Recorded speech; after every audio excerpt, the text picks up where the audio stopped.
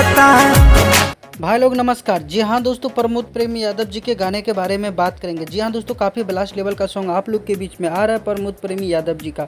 तो जी हाँ दोस्तों, बता दूं गाने का नाम है भइल ना हमरो से। जी हाँ दोस्तों, हमरो भइल ना हमरो, ये गाना काफ़ी ज़बरदस्त है और इस गाने का वीडियो आ रहा है। दोस्तों बात कर रहा हूँ, इस गाने को गाए हैं प्रमोद प्रेमी यादव जी और उनका साथ दिए फीमेल सिंगर शिवानी सिंह।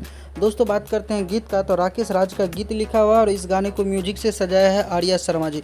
भाई लोग ये गाना फुल सॉन्ग आप लोग को कल सुबह में देखने को मिलेगा। वेब म्यूजिक के ऑफिशियल यूट्यूब चैनल से 8 बजे गाने को रिलीज़ कर जाए। गाना काफ़ी लाजवाब के आशा और विश्वास करते हैं दोस्तों ये गाना आप लोग को काफ़ी पसंद आएगा।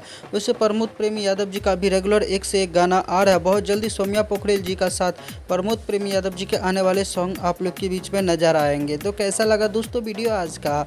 आशा करते हैं काफ़ी पसंद आया होगा। तो वीडियो को एक लाइक और चैनल को सब्सक्राइब कर देंगे, क्योंकि प्रमोद प्रेमी यादव जी से रिलेटेड न्यूज़ हमारे यूट्यूब चैनल के माध्यम से आप लोग को देखने को मिलता है।